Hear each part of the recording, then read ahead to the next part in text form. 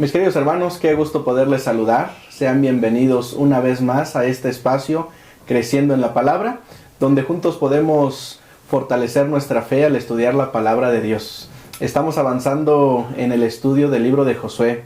Estamos viendo este tema titulado Dios pelea por ustedes y nos invita a reflexionar en una verdad poderosa, que en las batallas de esta vida el Señor va al frente como un guerrero victorioso.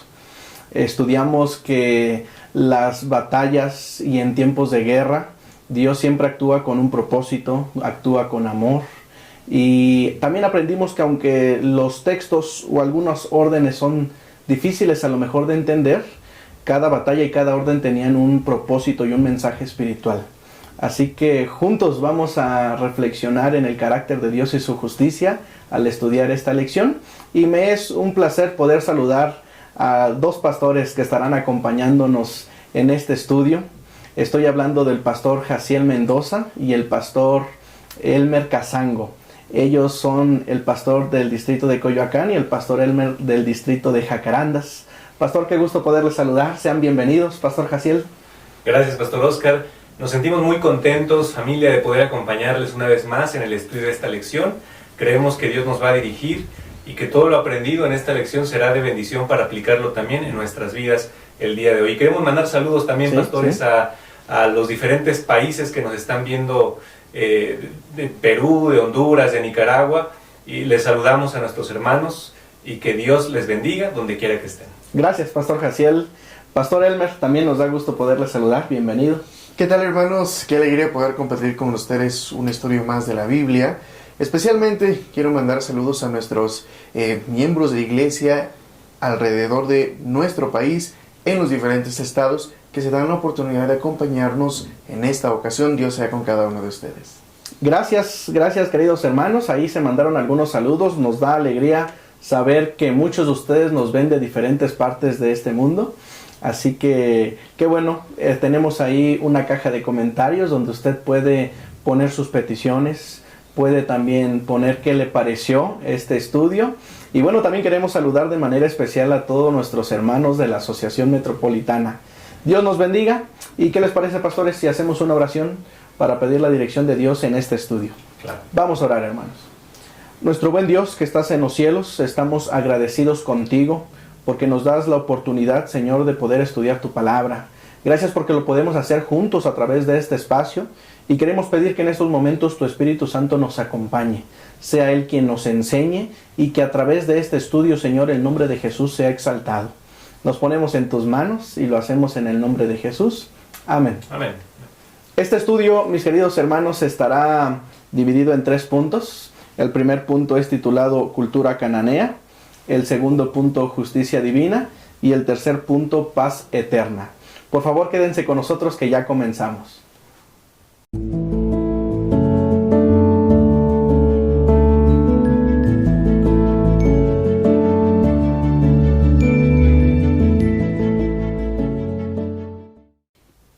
Vamos a comenzar, mis queridos hermanos, con este primer punto titulado Cultura Cananea. Y bueno, cuando nosotros, hermanos, a veces leemos sobre las guerras de conquista de Canaán, pudiéramos pensar que Dios fue severo. Pero es cuando miramos un poquito más de cerca y conocemos la historia, cuando vemos que no fue un acto de crueldad, sino más bien fue un acto de amor, de misericordia, de limpieza moral. Y bueno, queridos pastores, cuando vemos el libro de Josué, tal vez tendríamos, decía la lección, que ver más allá del libro de Josué para entender un poco mejor la iniquidad de Canaán. Y es lo que yo quisiera preguntar: ¿cuál era esta cultura de Canaán? ¿Y cómo podemos ver también ahí el juicio sobre ellos? Pastor Elmer, quisiera comenzar con usted. Gracias, pastor. La cultura de Canaán era principalmente politeísta, es decir, adoraban a muchos dioses. Y esta creencia, por supuesto, que afectaba su manera de vivir. Las evidencias arqueológicas y el propio texto bíblico nos arroja luz para comprender un poco más su estilo de vida. Algunas de las prácticas que caracterizaban la sociedad y la religión cananea fueron prácticas sexuales rituales, las así llamadas prostitución sagrada. También el sacrificio de niños como parte de rituales de adoración les caracterizaba. También practicaban la hechicería, la adivinación mediante la invocación a los muertos y el espiritismo, entre algunas otras costumbres más. Lo que nos hace ver precisamente que no eran un pueblo tan inocente como uno podría pensar, especialmente tomando en cuenta el sacrificio humano. Bueno, hablamos ya de un nivel de corrupción, un nivel de perversión de gran magnitud. Sí, claro, y cuando hablamos de Canaán, nos referimos que dentro de Canaán estaba Jericó, Jerusalén, Hebrón, Ai, que eran ciudades, ¿verdad?, independientes, pero cada una de esas ciudades practicaba lo que ha mencionado el pastor Elmer, ¿no?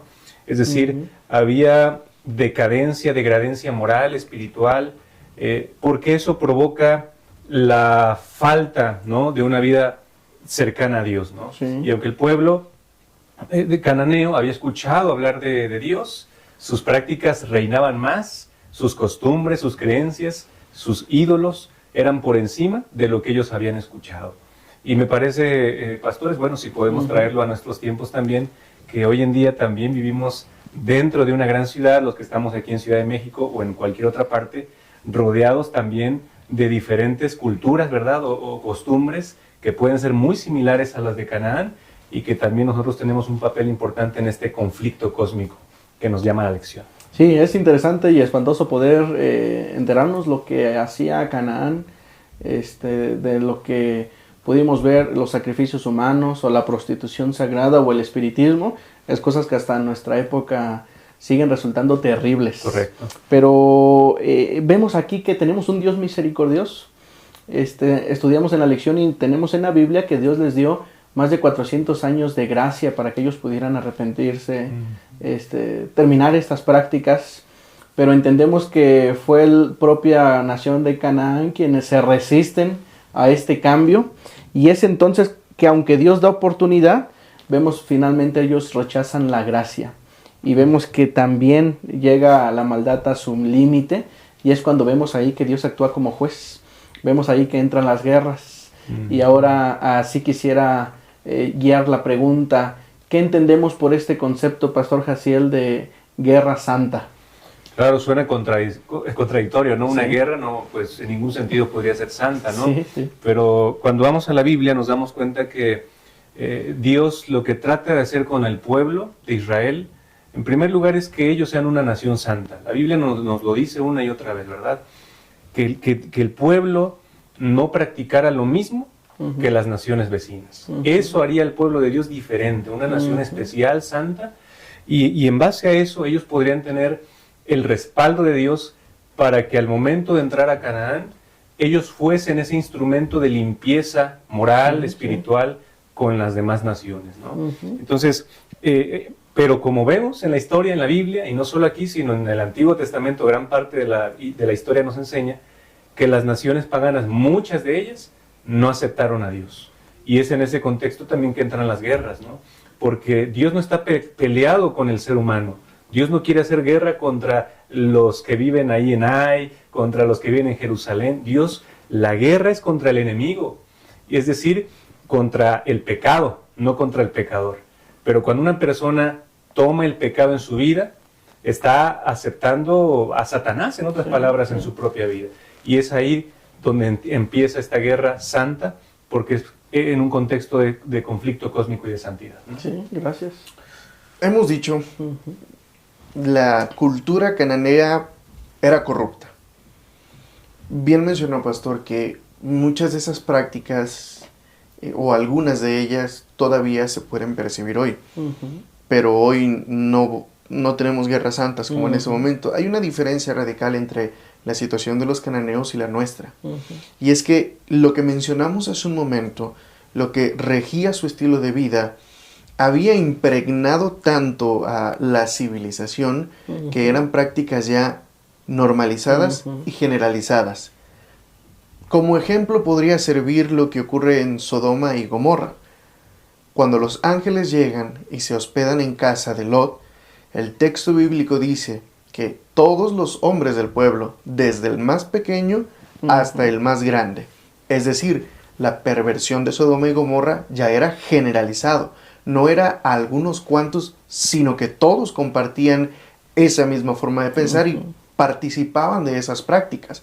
De la misma forma ocurre aquí con los cananeos. Por eso, Dios tenía la intención de limpiar la tierra de Canaán de tanta contaminación e inmundicia. El instrumento usado para tal propósito habría de ser el pueblo de Israel. No debemos pensar que las guerras santas surgen porque cuando Dios saca al pueblo de Israel de Egipto, no sabe dónde ponerlo, ya todos tienen un lugar ocupado y bueno, les dice, saquen a los cananeos y métanse ustedes. No es así. Más bien, como usted mencionó, en Génesis 15:16, Dios ya le había mencionado a Abraham que le daría un tiempo de gracia a las personas que vivían en la tierra de Canaán. Sí. Y es en ese contexto, se cumple el tiempo establecido y ahora Dios utiliza a su pueblo para limpiar esa tierra. Ya les había dado oportunidad de arrepentirse, porque ese es el propósito del Señor. Las guerras santas se entienden en ese sentido, no con el afán de conquistar, destruir y matar, sino con el afán de limpiar, purificar y restaurar el orden divino. Así es como deberíamos entenderlo. Muy bien, muchas gracias. Estamos comprendiendo mejor que Dios no hace guerras por ambición o poder, como lo hacen los seres humanos, sino más bien las guerras de Dios son de justicia y amor. Amén, sí. Y bueno, mis queridos hermanos, el Señor no pelea contra el ser humano, el Señor pelea contra el pecado.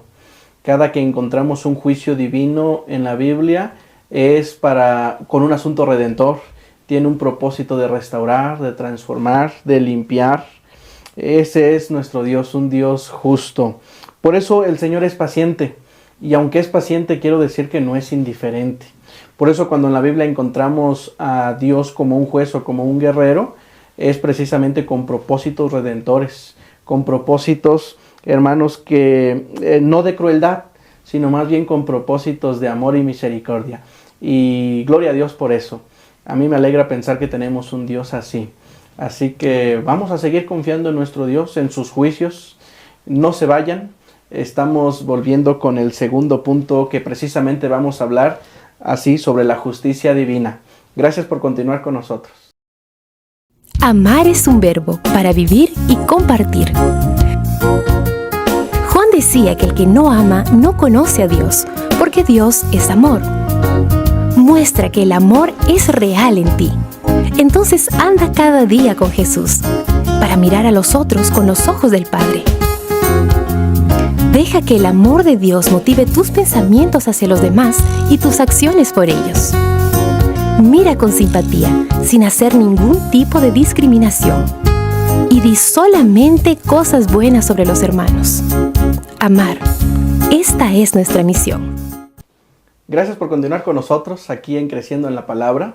Vamos a atender el segundo punto titulado Justicia Divina. Y bueno, nos gustaría saber, mis queridos hermanos, qué piensan ustedes sobre este concepto de guerra santa. Por favor, ahí en los comentarios sería bueno que ustedes nos hagan ver su pensar. Y bueno, mis queridos hermanos, estamos viendo que el acto de la conquista o esta guerra santa que estamos viendo en la conquista de Canaán no fue un acto de crueldad, sino estamos viendo que fue juicio divino controlado por Dios. Así que, pastores, a mí me gustaría ahora comentar esto. El plan original de Dios no era aniquilar o no era destruir a los cananeos, sino más bien su propósito era despojar a la tierra de Canaán, de limpiar la tierra. Ese era el propósito original de Dios. Lo que yo quisiera preguntarles es, ¿cómo vemos aquí este asunto? ¿Cuál fue el problema de ellos, Pastor Elmer, de los cananeos? Muy bien ha dicho, pastor, que el propósito original de Dios para los cananeos no era que fuesen aniquilados, sino que fuesen despojados o desposeídos. Sin embargo, sí había un aspecto de destrucción, pero no para con las personas, sino precisamente para lo que mencionamos hace un momento, para la cultura que impregnaba todas las áreas de su vida, porque hemos visto esa cultura les llevó a aberraciones y a una corrupción tremenda. Lo que Dios quería entonces era erradicar el mal, es decir, que fuesen limpiados, que fuesen purificados. Pero aquí quizá podríamos aplicar, ¿no? La frase o el dicho, el capitán que se hunde con su barco. Es decir, Dios iba a exterminar el mal de sus tradiciones, de sus prácticas, de su cultura, al establecer una nueva nación, el pueblo de Israel. Ellos habrían de enseñar cómo viven en realidad los seres humanos de acuerdo a los principios de Dios. Ok, este era el plan del Señor. Pero si en ese proceso los cananeos no abandonaban su estilo de vida corrupto, pues serían arrastrados por la corriente. No es que el Señor quisiera destruirlos, sino que en su tarea de limpiar, de purificar, al darle la oportunidad al ser humano de arrepentirse, ellos no lo aceptaron. Sí. Y sabemos que esta opción estaba disponible, por ejemplo, eliminar el caso de Rahab, una mujer que no solo pertenecía a la cultura cananea, sino que además de forma personal también había desviado su vida en direcciones equivocadas. Bueno, incluso para ella, cuando reconoció su condición, decidió aceptar la voluntad de Dios, hubo esperanza. Sí. Esa misma esperanza se compartía para todas las personas. El hecho de que ninguno de ellos prácticamente, o casi nadie, se salvara, lo que nos dice a nosotros es que estaban tan empedernidos en vivir en pecado que decidieron morir en su pecado. Sí, gracias. Sin duda el pecado ciega, ¿no? El pecado muchas veces nos hace pensar que estamos bien, y eso era lo que estaba pasando con los cananeos, ¿no? De alguna forma ellos no se dieron cuenta de que estaban haciendo mal. Ellos creían que estaban haciendo lo mejor para sus dioses, que los sacrificios, que la adoración que ellos llevaban a cabo, desde su punto de vista, era la mejor, ¿no? Cuando uno peca, cuando el ser humano practica el pecado, ¿verdad?, en cualquier ámbito, nos ciega y nos hace pensar que estamos bien. Entonces lo que Dios quería era erradicar esas prácticas, como dijo el pastor, pecaminosas de su vida, y es lo mismo que quiere hacer hoy con nosotros también, ¿verdad? Él quiere que nosotros eliminemos cualquier práctica, porque eso puede dañar nuestra vida, y no solo nuestra vida propia, la de la familia, la de los hijos, y era lo que estaba pasando finalmente. ¿Por qué? En el Salmo 106 dice que el pueblo de Israel cayó en las mismas prácticas que los cananeos, ¿no? Entonces, el pecado es como una ola que lleva, ¿verdad?, lleva corriente. Entonces, al practicar el pecado, uno puede salir perjudicado, pero afecta al esposo, afecta a la familia. Por eso es importante en la vida actual, en la vida práctica, que nosotros también en cualquier ámbito nos alejemos del pecado, porque trae consecuencias terribles. Interesante, estamos entendiendo mejor esos conceptos que estamos viendo. Pastores, tal vez ahí nos recordaba la lección una historia también que pudiéramos recordar, que era la del faraón. Dice la Biblia que el faraón endurecía su corazón. Cada oportunidad que Dios le daba, de cada plaga, él endurecía más su corazón. Y es interesante saber o pensar que los cananeos, queridos hermanos, también parecía que se aferraban a su maldad, hasta que finalmente, bueno, ellos eligieron su propio destino. En contraste, como usted mencionaba, teníamos ahí a Rahab o a los gabaonitas, que aceptaron la misericordia de Dios y ellos fueron salvados. Exacto. Bueno, encontramos que entonces Dios no es un juez arbitrario, y esta guerra santa no es militar, sino más bien es una guerra moral y espiritual. Y esto es interesante que lo podamos notar, mis queridos hermanos. Tenemos un Dios, misericordioso, sí, ¿no? Sí. Su misericordia se extendió tanto. La sierva del Señor dice que Dios soportó largo tiempo la perversidad del hombre, largo tiempo, dándole oportunidad para arrepentirse, ¿verdad? Pero hay un límite, dice, más allá, del cual no puede concederse el perdón. Interesante. Entonces eso aplica también. Podemos decir que es un símbolo del conflicto entre el bien y el mal. Correcto. A esto va mi siguiente pregunta, pastor. ¿Estamos en guerra? Y si sí estamos en guerra, pastor, la pregunta es ¿cómo nosotros podemos despojarnos o inclusive destruir algunas cosas de nuestra vida si es que estamos en guerra? Sí, pastor. Pues sí, el apóstol lo dice, ¿no? Nuestra lucha no es contra carne ni sangre, sino contra príncipes, potestades, tinieblas. Sí. Entonces, en estos tiempos la guerra continúa, es un conflicto que tenemos, pero no debiera ser con personas, sino la guerra es contra el enemigo de Dios. Y nuestra labor debe ser prepararnos, ponernos siempre a cuentas con Dios, estar con Él, estar de su lado, porque Dios nos ha llamado también a nosotros, hermanos que estamos aquí, a ser un pueblo santo y reflejar que Dios mora en nuestra vida también, ¿verdad? Gracias. ¿Estamos en guerra, pastor? Por supuesto. Y creo que nuestra participación en este conflicto espiritual no puede ser tan pasiva como algunos quizá desearían. Me explico. Imaginemos por un momento que este concepto de la Guerra Santa no se hubiese presentado. Que el Señor simplemente hubiese introducido al pueblo de Israel en la tierra prometida. Que simplemente hubiesen entrado. Eso habría llevado a que los pueblos que vivían ya en esa tierra reaccionaran. No solo porque eran un pueblo diferente, no solo porque eran extranjeros, sino porque su manera de pensar, su manera de vivir era muy contrastante a la de ellos.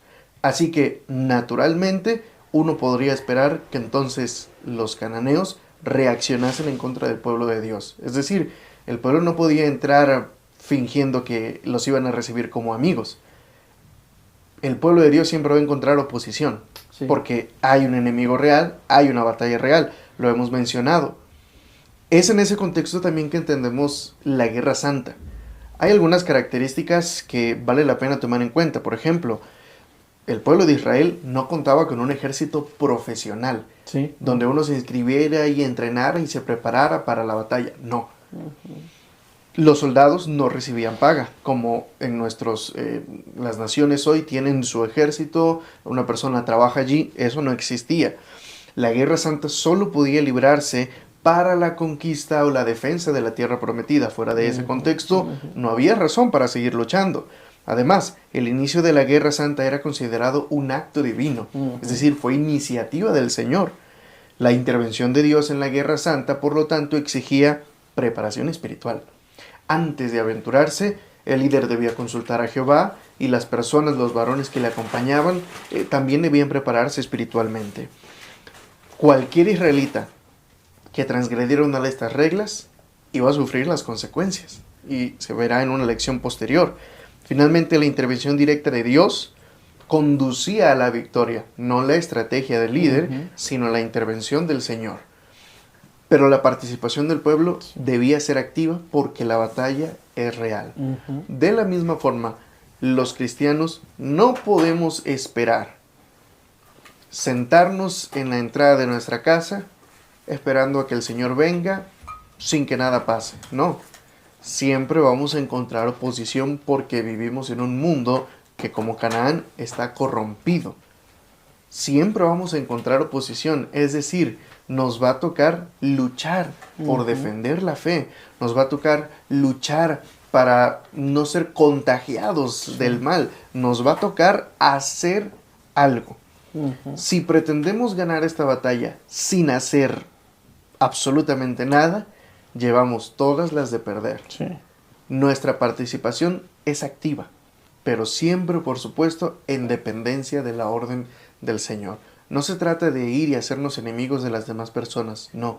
Se trata de reconocer, estar listos, preparados, como dice el apóstol en el Nuevo Testamento, por ejemplo, en ese contexto, estad siempre listos para presentar defensa de vuestra fe. No solo con palabras, sino también con la forma en que uno vive y uno se desarrolla en este contexto. Muchas gracias. Yo creo que al avanzar en este estudio hemos podido comprender el propósito de las guerras, el concepto de guerra santa, y podemos ver que sí estamos en guerra. Mis queridos hermanos, sí estamos en guerra. Es una guerra espiritual donde cada día tomamos decisiones y que tienen que ver con el conflicto cósmico en el que estamos viviendo. Sería bueno nosotros podamos reflexionar, así como el plan original de Dios con los cananeos no era destruirlos sino despojarlos. Pudiéramos pensar nosotros en nuestra vida espiritual, qué cosas podríamos despojar de nuestras vidas que nos están afectando, o qué cosa inclusive deberíamos destruir, de tal manera que podamos aceptar la gracia de Dios, de tal manera que podamos vivir una vida como el Señor desea que vivamos. A lo largo de esta lección que estamos estudiando, vemos también que el Señor dio libre decisión de aceptar su gracia y ser salvo, o rechazarla y perecer. Dios permita que juntos, mis queridos hermanos, podamos nosotros seguir confiando en este Dios misericordioso, que tiene juicio divino. Y bueno, es bueno que podamos todos juntos prepararnos para esta venida del Señor. Así que no se vayan, mis queridos hermanos, vamos a volver con el último punto, ahora que tiene que ver con la paz eterna. Así que queremos invitarlos que juntos podamos seguir reflexionando y entonces veamos el asunto de paz eterna. La naturaleza tiene una inclinación hacia el crecimiento. ¿Ya notó cómo busca crecer no solo en tamaño, sino también en cantidad? Una semilla germina y le da origen a cientos de frutos, con miles de nuevas semillas que van a generar infinitas nuevas plantas. Los animales siguen el instinto natural de reproducirse y aumentar su cantidad en cualquier especie. Y lo mismo ocurre con el ser humano. Ya lo aprendimos en la escuela. Todo ser vivo nace, crece, se reproduce. Esa es la dinámica divina. La multiplicación. La propia historia bíblica está repleta de ejemplos de cuánto le gusta a Dios esta operación matemática. La orden para Adán y Eva fue: crezcan y multiplíquense. El resultado: 7.000 millones de personas en el mundo. Para Abraham fue dada la promesa de que una gran nación nacería de él, y de hecho dio origen al pueblo judío. Cuando Dios se hizo hombre, no le agradó encontrar una higuera sin frutos. Y es que para él, multiplicación es sinónimo de bendición. Y bendición es lo que Dios quiere darnos de una forma muy especial.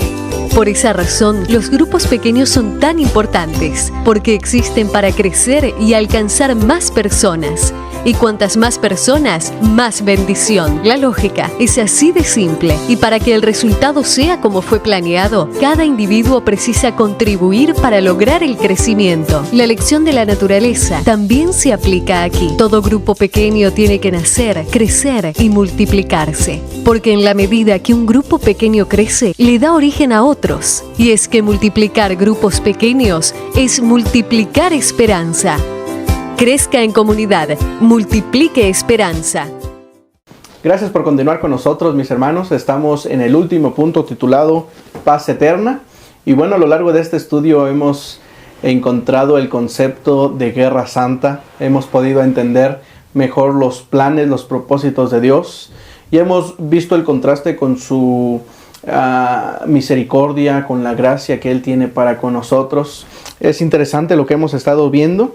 Pero ahora hemos llegado al punto que tiene que ver con la paz. Lo que el Señor anhela en su corazón es darnos paz. Los profetas anunciaron que vendría un tiempo donde el Mesías sería llamado príncipe de paz y donde establecería, pastores, un reino así, un reino de paz. Encontramos ahí a Oseas, a Miqueas, a Isaías, que nos pintan este cuadro, un reino donde reinaría la paz. Pastor Jaciel, ahora encontramos aquí esta profecía del príncipe de paz, hablamos sobre Eliseo. ¿Qué le pareció esta parte, pastor? Sí, me parece que es un anhelo que todos tenemos, sí, ¿no? Al estudiar esta parte de la lección, lo que el ser humano siempre ha buscado en la vida es paz, sí, ¿no? Sí. Es alegría de poder estar bien, y tristemente mientras estamos en este mundo, desde el inicio de la creación hasta nuestros días, la paz es algo que solamente se puede conseguir cuando Dios está en nuestro corazón, ¿no? Uh-huh. Sin embargo, esta parte de la lección nos recuerda que Isaías profetizó uh-huh. que eso iba a ocurrir, o que va a ocurrir todavía, ¿no? Uh-huh. Por lo tanto, esa profecía tiene que ver con, en el versículo 2, el gobernante será Cristo Jesús, ¿no? En Isaías, capítulo 11, versículo 2, nos dice que el que gobernará, pues será Cristo Jesús. Y ese gobierno estará lleno de sabiduría. Quien lo gobernará, será alguien sabio, será alguien que tenga entendimiento. En el versículo 4 encontramos que en ese gobierno habrá equidad y también habrá justicia, ¿verdad? Lo que el ser humano tanto anhela, pues lo vamos a obtener pronto cuando Jesús venga. Y por último, en el versículo 5 del capítulo 11 de Isaías, también se nos recalca que será un gobierno donde habrá fidelidad y donde habrá verdad. Entonces creo que anhelamos eso todos, mis hermanos que están viendo, nosotros como pastores, queremos que ese gobierno de Jesús, que pronto se va a establecer, llegue para que podamos morar en ese lugar de paz, en armonía con Cristo Jesús. Amén, gracias. Pastor Elmer, ¿reinará la paz? La Biblia, eso es lo que nos promete. Pero esta promesa se desprende de la propia personalidad de Dios. Uh-huh. La Biblia describe a Dios como el juez de toda la creación. Salmo 7, verso 11, dice: Dios es juez justo. Esta afirmación supone que el carácter de Dios se distingue por la justicia. Es decir, Dios es justo. Si Él es el juez, Él debe de ser justo. Y la justicia de Dios involucra o implica más bien que Él no tolera el pecado. ¿Por qué razón? Porque el pecado precisamente lo que hace es perturbar a toda la creación y en diferentes ámbitos. Entonces, si Dios es el juez y Dios es justo, entonces Él no puede permitir que el pecado esté presente o exista por siempre. Él se compromete entonces a restablecer la justicia y la paz. Es en ese contexto que nosotros encontramos la visión futura mesiánica de paz que los profetas describen en sus escritos en el Antiguo Testamento. Esta figura del Mesías, que como ya se mencionó es descrito como el príncipe de paz, se entiende desde la perspectiva de Dios como juez, restableciendo la justicia y la paz, eliminando el pecado de en medio y, por supuesto, todos aquellos que abrazan el pecado serán arrastrados conjuntamente. Pero la perspectiva bíblica es maravillosa. Este Mesías, del que hablan los profetas en el Antiguo Testamento, establecería un reino donde el león y el cordero podrían pastar juntos. Es decir, la naturaleza recobraría ese estado de armonía. No solo los seres humanos, también la naturaleza. En este reino también no habría destrucción ni daño. Lo que denominamos hoy como desastres naturales que no son causados por los seres humanos, sino que aparentemente solo pasan y ya, no tendrán lugar en ese futuro donde el Mesías reinará. Además, el propio texto Isaías, capítulo 60, versículo 17, y capítulo 66, versículo 12, de una manera metafórica, describen cómo todo el ambiente estaría impregnado por esta idea de paz. Pero desde la perspectiva bíblica, no se trata solamente de la ausencia de guerras o de la ausencia de problemas. Desde la perspectiva bíblica, la única forma de que la paz sea restablecida es extirpando aquello que la perturba, a saber, el pecado. Entonces, la función del Mesías, la función de Dios como el juez justo, al establecer un reino de paz, involucra quitar el pecado del medio. El objetivo de la redención finalmente no es el conflicto perpetuo, ni siquiera la subyugación eterna del enemigo en un estado de esclavitud, sino la paz eterna. Es decir, volvemos y repetimos, quitar el pecado y permitir que todo vuelva al estado como lo fue antes de la entrada de la maldad en nuestro mundo. Qué interesante, muchas gracias. Estamos entonces entendiendo, queridos hermanos, que el propósito final de Dios es darnos paz. Un mundo donde la justicia y la paz reemplacen el conflicto y la guerra. Y pastores, estudiábamos también esta semana que el ejemplo ideal fue la historia de Eliseo, cuando el ejército llega por él, sitia la ciudad, y en vez de Eliseo los tenía ya desarmados, ahora los lleva a Israel, y sale el rey de Israel y dice: ¿qué hacemos? ¿Los matamos? Pero encontramos el ejemplo ideal de lo que estamos hablando. Eliseo dice: no, ¿sabes qué? Perdónalos, dales de comer, déjalos que tomen agua y déjalos que se vayan. El ideal de Dios lo que no quiere es un conflicto eterno, sino al contrario, lo que Él quiere es devolvernos la armonía que el pecado quitó, esa paz. Así que, bueno, estamos, hermanos, terminando este estudio de la lección Dios pelea por ustedes. Pastor Jaciel, en breves palabras, sí, ¿con qué se queda usted? ¿Qué le podría decir especialmente a los maestros que esta semana van a dedicar con su clase? ¿Qué les podría usted decir a ellos en cuanto a esta lección? Sí, pastor, pues yo animaría a mis hermanos maestros a que puedan explicarles a los hermanos que han de escucharlos el día sábado, animarlos a, en primer lugar, poner su fidelidad, sus ojos en Cristo Jesús, ¿verdad? Porque eso es lo que Dios quiere que hagamos todos los días, que no perdamos de vista quién es Dios y cómo Dios nos está invitando a poder pertenecer a ese grupo especial, ¿verdad? Ese pueblo santo, ese pueblo redimido, para poder ser una luz en medio de la oscuridad. Eso es lo que Dios busca de ti y de mí, querido hermano, y que los hermanos de la iglesia, cada miembro pueda entender eso, ¿verdad? Porque aunque no estamos en una Canaán literal, estamos dentro de un entorno donde hay maldad, donde sigue habiendo pecado, donde hay hechicería, donde el diablo sigue gobernando, ¿verdad? Y nosotros somos llamados para poder ser esa nación santa. Recordarle al mundo, a las personas, que la gracia sigue vigente y que Cristo viene muy pronto. Por lo tanto, tenemos que aceptarlo el día de hoy. Tú en primer lugar, pero compártelo allá afuera también, porque el juicio de Dios vendrá muy pronto y entonces se restablecerá ese reino que Cristo va a establecer en esta tierra. Así que anima a tu clase, hermano, anímate a ti mismo para que juntos nos veamos en el reino de los cielos. Pastor Gaciel, gracias por acompañarnos. Qué gusto que lo tuvimos. Gracias, Pastor. Gracias.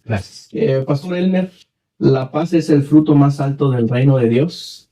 Y Pastor, Jesús es nuestro príncipe de paz.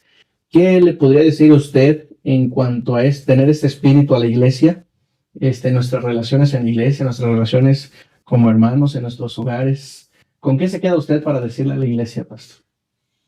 Yo creo que hemos de recordar que nuestra participación en este conflicto no es pasiva, como ya lo habíamos mencionado, es algo activo. Y de manera particular, yo creo que esto lo podemos aterrizar en nuestra experiencia a través de la humildad. En la iglesia se van a presentar conflictos.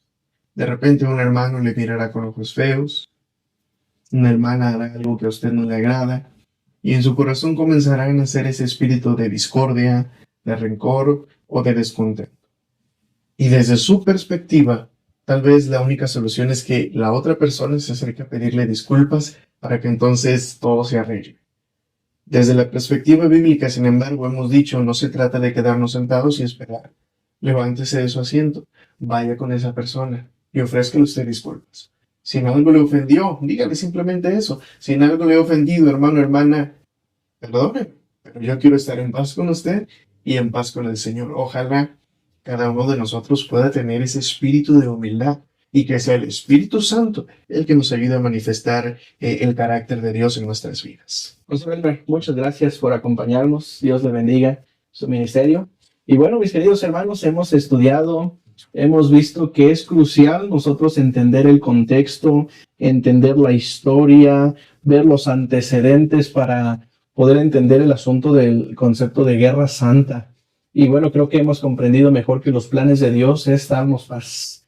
Así que queremos invitarlos, hermanos, a que nosotros podamos entender que el Señor peleará por nosotros las batallas, entender que estamos en un conflicto cósmico y entender que lo que el Señor quiere es cambiar la guerra y el conflicto por la paz y la justicia. Eso debiera alegrar nuestro corazón, eso debiera motivarnos a tener la actitud y el espíritu que Jesús tuvo, que Eliseo tuvo, como vimos en este último caso, para entendernos en nuestra iglesia como hermanos, amarnos en nuestros hogares y que juntos así esperemos la venida de Jesús. Queremos agradecer a cada uno de ustedes por acompañarnos en este estudio aquí en Creciendo en la Palabra y animarnos a que juntos podamos comentar allí en la caja de los comentarios qué les pareció esta lección, con qué se quedan ustedes y sigamos profundizando en la palabra de Dios y pueda resultar beneficioso en nuestra vida espiritual, en nuestra iglesia y en nuestros hogares. Nos vemos en la próxima ocasión. Dios bendiga de cada uno de ustedes.